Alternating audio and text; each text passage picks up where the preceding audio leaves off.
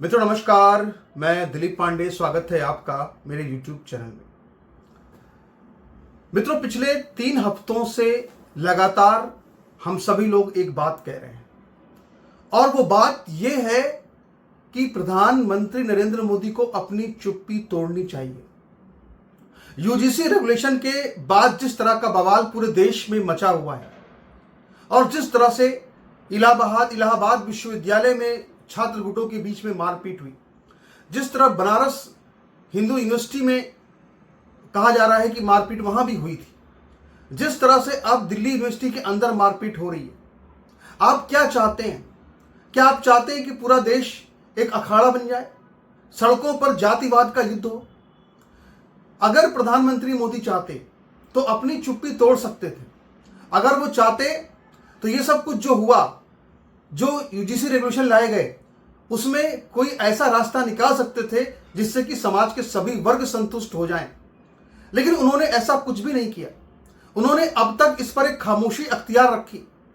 पूरे देश के अंदर जिन्होंने उनको वोट दिया, वो ब्राह्मण वर्ग, पूरा सामान्य वर्ग, ब्राह्मण, ठाकुर, क्षत्रिय, वैश्य, सब जिन लोगों ने प्रधानमंत्री मोदी को वोट दिया, वो सभी लोग सड़कों पर उतरकर प्रोटेस्ट करते रहे और हमारे प्रधानमंत्री मोदी जी चुपचाप मुस्कुराते रहे, लंबे लंबे बयान देते रहे संसद के अंदर, बड़ी बड़ी बातें करते रहे, कहते रहे साहब कि मेरी कब्र खोदने की बातें की जाती है, मेरी कब्र नहीं खोद पाओगे। व्यक्तिगत टिप्पणियों से आहत होकर के उन्होंने कई तरह के बयान दिए, लेकिन उन्होंने इस पूरी यूजीसी रेगुलेशन के विवाद पर एक शब्द नहीं कहा। प्रधानमंत्री नरेंद्र मोदी एक प्रधानमंत्री होने की हैसियत से इस देश के गार्जियन है। अगर वो इस पर कोई ऐसा संदेश देते जिससे कि समाज में शांति फैलती, तो आज जो कुछ भी हम यहां पर देख रहे हैं ये बिल्कुल नहीं होता। लेकिन आज जो हम देख रहे हैं वो बहुत दुखद है, बहुत दुर्भाग्यपूर्ण है और अब इतनी देर हो चुकी है। कल जब रुचि तिवारी की तस्वीरें दिल्ली विश्वविद्यालय में से वायरल होने लगी, किस तरह से उनको मॉब लिंच करने की कोशिश की जा रही थी, तो उस वक्त के उसके कुछ देर बाद जो धर्मेंद्र प्रधान है, उन्होंने उनके ट्विटर हैंडल से एक बयान जारी हुआ।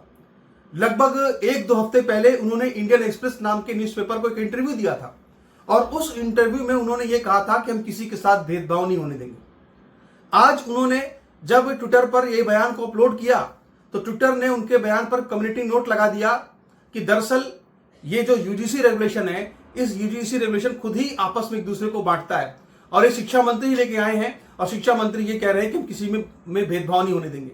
और ये जो ट्विटर के कम्युनिटी नोट होते हैं, ये ऐसा नहीं कि ट्विटर कोई लगा देता है, नहीं, ये जो वहां पे जो लोग प्रतिक्रियाएं देते हैं, आम जनता जो ठोस तर्क रखती है, उसके आधार पर वहां पे कम्युनिटी नोट लग जाता है। तो आप ये समझिए कि किस तरह से अब जाकर के ये अभी भी जागे नहीं है, अभी भी इनकी नींद टूटी नहीं है। इतने दिनों बाद से अब तक इन्होंने एक शब्द बोला नहीं है ढंग से। प्रधानमंत्री मोदी को इस पर बात रखनी चाहिए, लेकिन प्रधानमंत्री मोदी चुप है, खामोश है। मैं अभी भी उनसे ये प्रार्थना करना चाहता हूं, ये अपील करना चाहता हूं कि ओबीसी रेगुलेशन जो लाया गया है, उससे देश का कोई भी वर्ग, जो कोई भी वर्ग हो, चाहे वो SC ST हो, चाहे वो ओबीसी हो, चाहे वो जनरल हो, चाहे वो कोई भी हो, वो उसको कभी भी उचित नहीं मानेगा।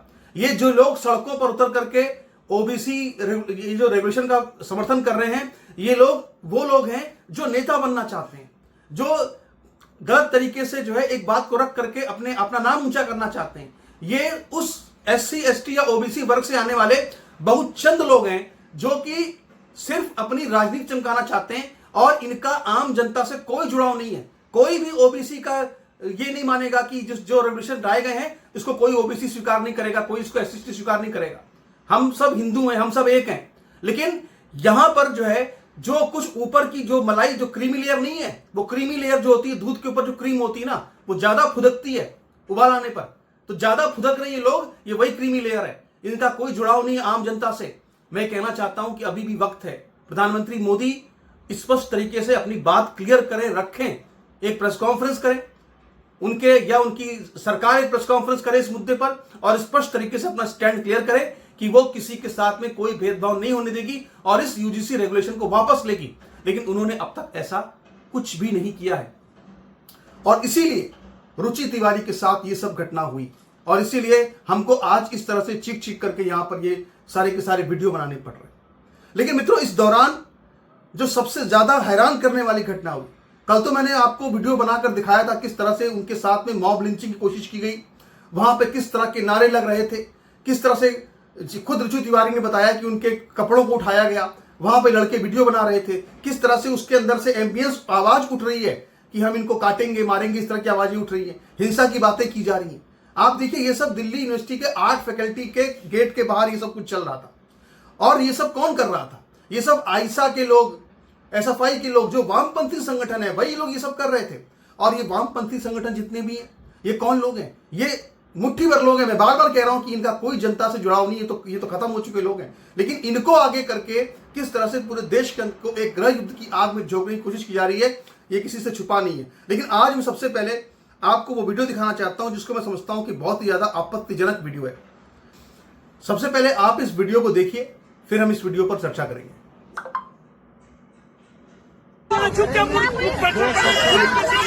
पुलिस बेसिकली अटैक करवा रही है, ये शांति से प्रोग्राम कर रहा है। चलो लेके चलो,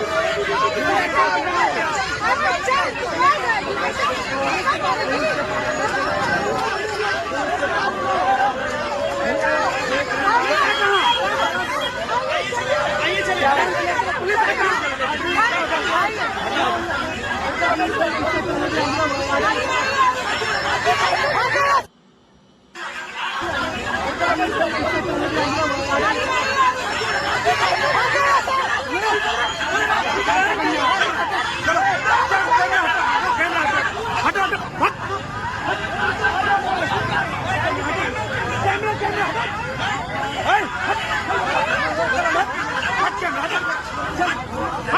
धक्का क्यों मार रहे हैं?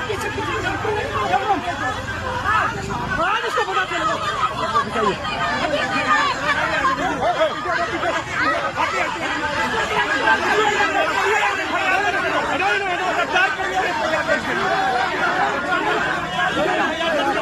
दिखाना चाहता हूं। अगर कोई शिकायत थी तो आप जाकर पुलिस थाने में शिकायत करते। अगर आपको कोई समस्या थी तो आप इसको सीधे पुलिस के हवाले करते ना। आप सीधे बोलते कि भाई हमको ये शिकायत है, आप आके इसको अरेस्ट कीजिए।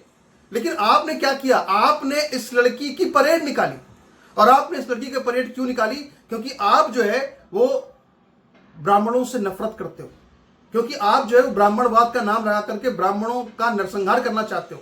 क्योंकि ये जो वामपंथी संगठन है ये नारे लगाते हैं कि ब्राह्मणवादी भारत छोड़ो, ब्राह्मण भारत छोड़ो, इस तरह के नारे लगते हैं। इसलिए इनके साथ इस तरह की हरकत हुई। ये इसलिए होता है, ये आप इस तस्वीर को देखिए और इसके बाद उस तस्वीरों को याद कीजिए कि जब मध्य प्रदेश के अंदर आईएएस संतोष वर्मा ने खुले मंच से ये कहा था कि ब्राह्मणों की बेटियां उनके बेटे से संबंध बनाए। जब उन्होंने ये कहा उसके बाद किस तरह की तालियां बज रही थी वहां पे। ये जो तालियां बज रही थी ना, यही तालियां हैं जो आज ये शोर में नजर आ रही है यहाँ पे। जिस तरह से उस लड़की को, रुचि तिवारी को आज खींच करके ले जाया जा रहा है और इस तरह उनको ले जाते हुए ये दिखाया जा रहा है कि साहब हम तो इनकी परेड निकाल रहे हैं। आप बताइए क्या आवश्यकता थी इस तरह से परेड निकालने की? वहां पे सारी व्यवस्थाएं थी, वहां पुलिस सब कुछ थी, वहां पे आप शिकायत करते कोई अगर आपको कोई दिक्कत थी तो। लेकिन इन्होंने सिर्फ इसलिए परेड निकाली क्योंकि आप याद कीजिए 7 अक्टूबर 2023 को गाजा के अंदर जब यहूदियों पर हमला हुआ, उसके बाद जो हमास के आतंकवादी थे, उन हमास के आतंकवादियों ने वहां पर यहूदी औरतों को पकड़ा, अपने इलाके में ले गए और उसके बाद वहां पर नंगा करके उनकी वहां पे परेड निकलवाई। ये कोई ऐसी पहली घटना नहीं है। आप देखिए कश्मीर फाइल्स, आपने पिक्चर देखी हुई, कश्मीर में क्या हुआ था, कश्मीर में किस तरह क्या हुआ ब्राह्मणों के साथ में।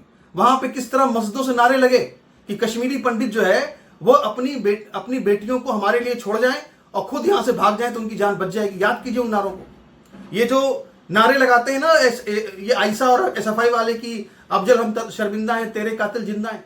असल जो नफरत है वो ब्राह्मणों के खिलाफ है। इस देश में अगर असल में कोई अगर इस तरह से जो प्रबंधा किया गया है तो सामान्य वर्ग के खिलाफ किया गया, चाहे फिल्म हो चाहे कहीं भी हो, हर जगह पे ये किया गया है। और मैं इसकी तुलना क्यों कर रहा हूं, मैं इसकी तुलना गाजा से क्यों कर रहा हूं?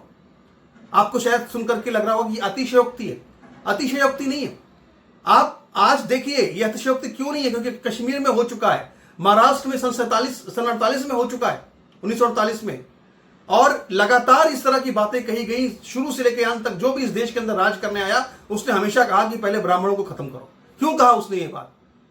ये आपको विचार करनी चाहिए। हमेशा से ब्राह्मण निशाने पर रहे हैं और जिस तरह से इस लड़की रुचि तिवारी को खींचकर इस तरह घसीटा जा रहा था, वो इस बात, उस पूरी घृणा का, जो ऐतिहासिक रूप से जो घृणा चली आ रही है इनके मन में, जो देशद्रोही है, जो देश के दुश्मन है, जिनको ये लगता है कि ये ब्राह्मण जो है ये अगर हट जाए ना तो हम इस देश को खत्म कर दें, ये उन लोगों के बीच की जो घृणा है ना, वो घृणा है जो निकल के सामने आ रही है। और मैं इसकी तुलना क्यों कर रहा हूं गाजा से? इसलिए कर रहा हूं क्योंकि अगर हम इसको यहीं पर नहीं रोकने में सफल हुए, अगर इन लोगों पर एक्शन नहीं हुआ, तो जो बात संतोष वर्मा ने कही, जो बात लगातार खुलकर कही जा रही है, साफ जातिवाद के नाम पर की है, जातिवाद खत्म करना है तो ब्राह्मण लड़कियों की शादी कराई जाए जबरदस्ती, ये सब बातें जो कही जा रही है, उसके आलोक में, उसके प्रकाश में जब आप पूरी परिस्थिति को देखेंगे तो आपको ये समझ में आएगा कि अगर इसको यही नहीं रोका गया तो अभी तो घसीटा गया है, बाद में घसीटने के बाद गलत काम भी होंगे। और इसीलिए हम चाहते हैं कि इस पे जो लोग भी इसमें इन्वॉल्व हैं, जिन्होंने इनके साथ ये सब किया है, उनके खिलाफ जो है वो कार्रवाई होनी चाहिए। और एक बार फिर से मैं आपको यहाँ ये बात बिल्कुल कहना चाहता हूं, और जो लोग भी यहाँ पे अम्बेडकरवादी अगर सुन रहे हैं तो कान खोल करके ये बात सुन लें, मेरी कोई भी बात गलत नहीं है, मेरी सारी की सारी बात जो है एकदम फैक्चुअल, एकदम सही है, फैक्चुअल एकदम करेक्ट है। इस देश के अंदर बहुत सारे दलित चिंतक हैं जो तरह तरह की पुस्तकें लिखते हैं, बहुत सारे दलित प्रोफेसर हैं जो पुस्तकें लिखते हैं। एक दिल्ली यूनिवर्सिटी का भी दलित प्रोफेसर है जो कि पुस्तकें लिखता है अम्बेडकरवाद के ऊपर, अम्बेडकर के ऊपर, और उसने अपनी पुस्तक में ये बात लिखी है, खुद उसके शब्द हैं कि अम्बेडकर एक मर्दवादी इंसान, ये खुद उन्होंने लिखा है, हमारे शब्द नहीं है, उन्होंने लिखा है। और आप देखिए, एक तरफ अम्बेडकर वो जा करके जो है भीमा कोरे गांव की लड़ाई को जो है कहते हैं कि महारों की जीत थी, वो खुद अपने महार होने पर गर्व करते हैं, खुद महारों की बहादुरी की चर्चा करते हैं, यानी कि वो खुद जातिवाद का समर्थन कर रहे हैं। और इसके बाद फिर ये एक चूरन देते हैं ब्राह्मणों को कि अगर जातिवाद खत्म करना है तो सभी जातियों को आपस में शादी करनी होगी। इसका मतलब क्या है? खुद तो अपनी जात पर गर्व कर रहे हैं और हमको कह रहे हैं कि तुम जाति मिटा दो। इसका मतलब यह है कि इनका जो ये बहाना होता है ना, कहते हैं मन से कि वो संबंध बनाए, ये सब बातें सिर्फ दिखावटी हैं कि जातिवाद खत्म करना है। असल जो इनका मकसद है वो क्या है कि इनको ब्राह्मण लड़कियों का शोषण करना है। असल इनका मकसद ये है कि इनको ब्राह्मणों का शोषण करना है, उन पे झूठे SC/ST एक्ट लगा करके, अभी देखिए आप किस तरह से बिहार के अंदर दरभंगा में हुआ, 200 से ज्यादा लोगों पर SC/ST एक्ट लगा दिया गया। कोई सुनवाई, कहीं कोई सुनवाई है? कहीं कोई पूछने वाला है? कोई देखने वाला है? कहीं कोई है भैया हमारा नेता जो कहे कि हाँ ये गलत हो रहा है? कोई बीजेपी से सवर्ण सांसद के किसी का बयान आया कि ये गलत हुआ है? किसी का कोई बयान नहीं आया।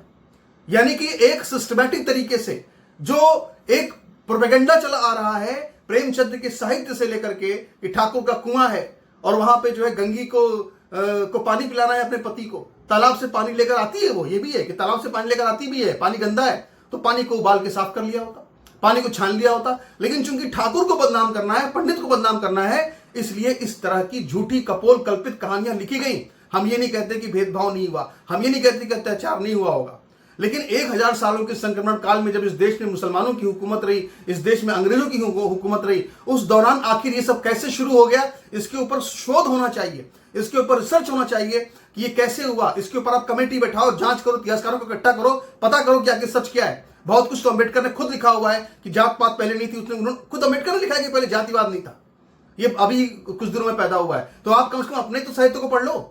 लेकिन झूठी बात लगातार कि 5000 साल से पानी नहीं पिलाया, 5000 साल से पानी नहीं पिलाया। रुचि तिवारी ने कोई गलत सवाल नहीं पूछा, रुचि तिवारी ने एकदम सही सवाल पूछा। और चूंकि ये जो सवाल जो है ये पूरे वामपंथी इकोसिस्टम को, पूरे अम्बेडकरवादी इकोसिस्टम को धराशायी कर देता है और उनके पास कोई जवाब नहीं है। तो जवाब नहीं है तो आप क्या कर रहे हैं? जवाब नहीं है तो आप एक लड़की का मुंह बंद करने के लिए उसको मॉबलिश करना चाहते हैं। ये असल में एक्चुअल हकीकत है जो हम इस समाज में इस वक्त देख रहे हैं। और बहुत कुछ इसमें कौन लोग इन्वॉल्व हैं, मैं आपको सबसे पहले तो एक फैक्ट दिखाता हूं। यहां देखिए आप, मैंने एक आर्टिकल लिखा फेसबुक पर और उस फेसबुक के लिखे आर्टिकल में मेरे पोस्ट पर किसने टिप्पणी की, क्या टिप्पणी की देखिए आप। ये कोई बिहार जनसुराज करके है, ये शायद मुझे लगता है कि कोई पार्टी है, इसका एक ये लिख रहा है कि इस लड़की के साथ यही होना चाहिए था, मनुवादी। यानी मुझको बोल रहा है साहब कि तुम मनुवादी हो और इस लड़की के साथ यही होना चाहिए था। यानी कह रहा है कि रुचि तिवारी के साथ जो हुआ वो बिल्कुल ठीक हुआ। आप देखिए इस तरह के लोग समाज के अंदर मौजूद हैं जो बिल्कुल खुले तौर पर ये जो कृत्य हुआ है इसको जस्टिफाई कर रहे हैं। हम लगातार ये बात कह रहे हैं कि कोई कार्रवाई नहीं की जा रही है। सबसे बड़ी बात यह है कि ब्राह्मणों के ऊपर अगर अत्याचार हो तो कोई कार्रवाई नहीं की जाती है। अगर उनके खिलाफ सामूहिक बलात्कार का आह्वान किया जाए तो भी कोई कार्रवाई नहीं की जाती है। मैं आपको यहां पर दिखाना चाहता हूं, ये ट्विटर हैंडल देखिए जरा, दलित शिव नाम का ट्विटर हैंडल है और इसमें क्या लिखा हुआ है कि बहुजनों को कश्मीरी मुसलमानों से सीखना चाहिए। और मनुवादी ब्राह्मणों को बीच से काटना चाहिए। यानी कश्मीर फाइल पिक्चर की एक सीन को काट करके, जहां पे जिस तरह से वहां पे एक ब्राह्मण लड़की को जिस तरह से बीच से आरे से जो है काट दिया गया था, फाड़ दिया गया था, उस तरह की अपील कर रहा है ये जो दलित शिव नाम का एक ट्विटर हैंडल है। और मैं ये कह रहा हूं भैया कि आखिर ये कब से वायरल हो रहा है? ये आज से नहीं वायरल हो रहा है, ये कई लंबे समय से वायरल हो रहा है, लेकिन किसी ने इस पर कार्रवाई नहीं की। इसके पीछे कौन है? इसके पीछे जो लोग हैं वो पाकिस्तान के अंदर बैठे हैं क्या, या हमारे देश के अंदर बैठे हैं क्या? ये किस पार्टी के लोग हैं? इसकी जांच होनी चाहिए। लेकिन दुख की बात है कि इसकी कोई जांच नहीं हुई, कुछ नहीं हुआ, अब तक इसको पकड़ा नहीं गया कि आखिर ये कौन है इस तरह की बातें कर रहा था। और मैं आपको दिखाना चाहता हूं, जरा ये देखिए, ये एक दलित वॉइस करके चैनल है, इसके करोड़ों की संख्या में फॉलोअर्स हैं। ये साफ साफ क्या लिख रहा है, देखिए जरा सुनिए। लिख रहा है कि SC ST के लोगों से अनुरोध है कि SC ST एक्ट बहुत पावरफुल है, इसका जबरदस्त इस्तेमाल करिए। दरभंगा के केस को देख लीजिए, इस एक्ट की ताकत क्या होती है। तमाम ब्राह्मणों के रोंगटे खड़े कर दिए। दरभंगा के मामले में बिल्कुल न्यायोचित कार्रवाई की गई है पुलिस ने, उनका धन्यवाद। ये कौन कह रहा है? ये कहने वाले लोग कौन है? दलित वॉइस की झूठे केस लगाओ। याद करो कंचना यादव ने क्या कहा। कंचना यादव ने यही तो कहा था ना कि हाँ इनको फंसाया जाना चाहिए, झूठ बोल करके इनको फंसाओ, इनको झूठ बोल करके। तो भैया ये रात भर ये सब चलता रहा। कौन लोग इसमें आरोपी, जरा देखिए ये कौन लोग इसमें आरोपी है। ये लड़की है, सबके चेहरे बिल्कुल सामने हैं, सबके चेहरे खुलकर सामने हैं। पुलिस इन पर कार्रवाई करे, इन पर। ये देखिए ये लड़की है, ये लड़कियां हैं जिन्होंने ये सब किया है। ये लड़की कहते हैं कि साहब ये इसका नाम अंजलि है और ये चुनाव भी लड़ चुकी है, ऐसा कहा जा रहा है कि JNU में। तो ये सब जो कुछ भी यहाँ पे तमाम तस्वीरें आ रही हैं, उन तस्वीरों को हम यहाँ पे आपको दिखा रहे हैं। यहाँ देखिए अभिषेक तिवारी, ये कहते हैं साहब IT सेल के हैं, बीजेपी के समर्थक माने जाते हैं। हम भी समर्थक बीजेपी के ही रहे हैं इतने दिनों से, लेकिन आज ये सब देख के बहुत दुख होता है। अभिषेक तिवारी क्या लिख रहे हैं? एक ब्राह्मण बेटी रुचि तिवारी को UC के समर्थकों ने घेर लिया और कहते हैं कि ये ब्राह्मण से कपड़े उतारो, फाड़ दो। चिल्लाते हुए गर्दन दबाई, छाती कपड़े फाड़ने की कोशिश की, जमीन पर पटका। दिल्ली पुलिस तमाशबीन खड़ी रही। जनरल कैटेगरी की बेटियों को नंगा करके, पीट कर, अपमानित करके वंचितों की गुंडागर्दी को देख लो।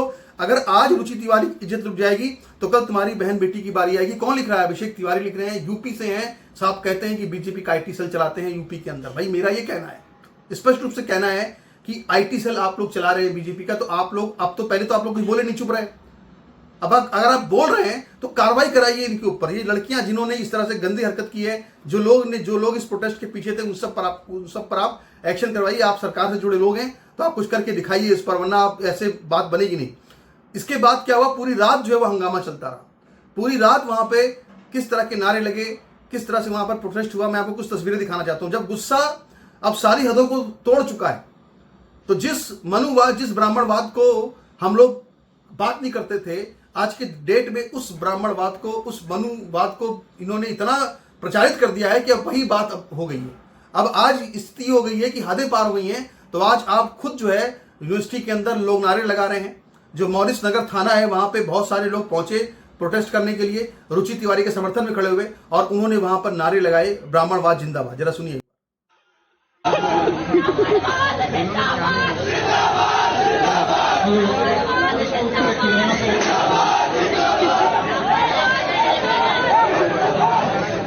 ये भी कहा जा रहा है कि इसी प्रोटेस्ट में नारे ये भी लगे कि देश के गद्दारों को गोली मारो, सालों को। भाई मेरा अब इस पर भी आपत्ति जताई जा रही है। भाई ये वामपंथी संगठन जो कहते हैं अफजल हम शर्मिंदा है, तेरे कातिल जिंदा है।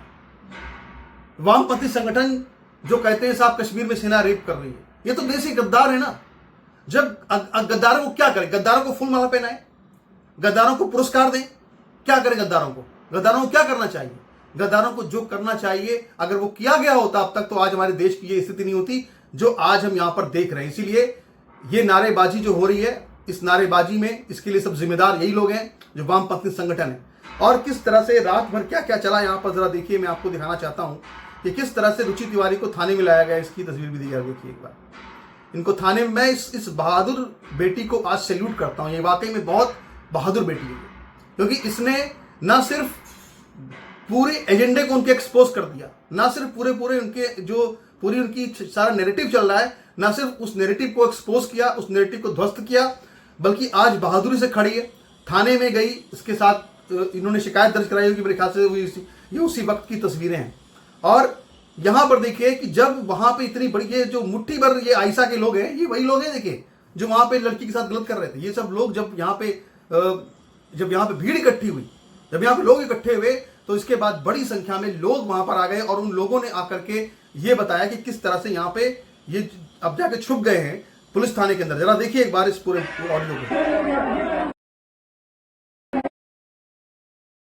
पुलिस प्रोटेक्शन दिया जा रहा है इसे, पुलिस प्रोटेक्शन। अभी नेतागिरी कर रही थी, बस हम पुलिस पे चुप है क्योंकि पुलिस सीनियर है हमसे और अब से अच्छा जानते हैं। इन लोगों को ब्राह्मणवाद से मुक्ति चाहिए। अब ब्राह्मण ने इनका क्या किया आज तक नहीं पता चल पाया। एक मिनट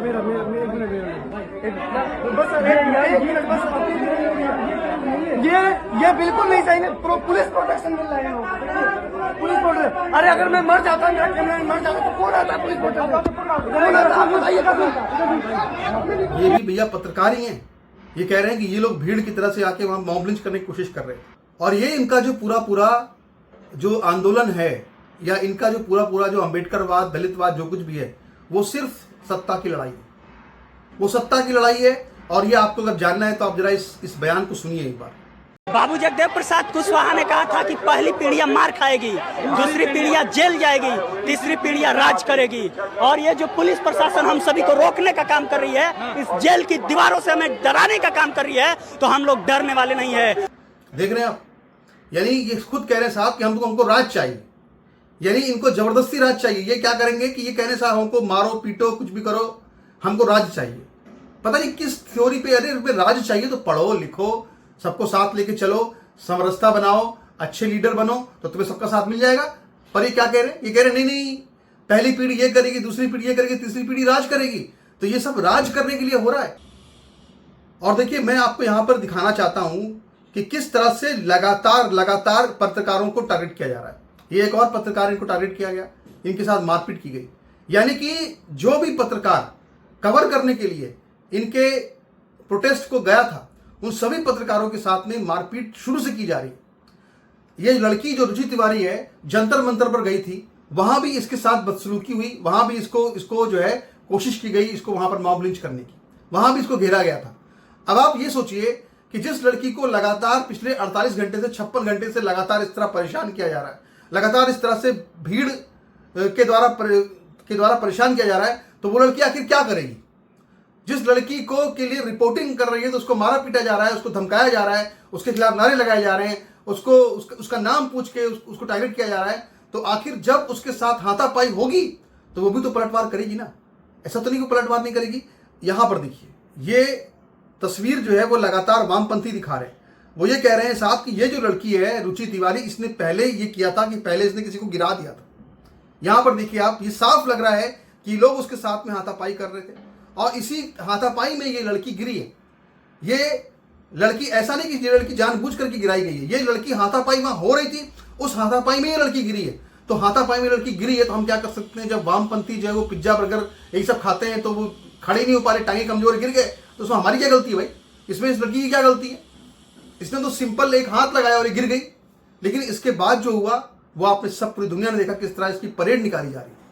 तो भैया हम फिर से एक बात कहना चाहते हैं कि भैया सारे लोग कृपया, जो खासकर सामान्य वर्ग के लोग हैं, बहुत हो गया, ये सब चीजें बहुत हो गई। अब जो इन लोगों का पाखंड चल रहा है अंबेडकरवाद के नाम पे, जो इन लोगों का दलित चिंतन के नाम पे इन लोगों का जो झूठ फ्रॉड नैरेटिव चल रहा है, इसको काउंटर करने की आवश्यकता है। वरना हमारे लिए आगे समस्याएं होंगी और ये हमारे लिए समस्या नहीं होगी, पूरे हिंदू समाज में झगड़ा शुरू होगा और इसके लिए जिम्मेदार जो है वही वामपंथी होंगे।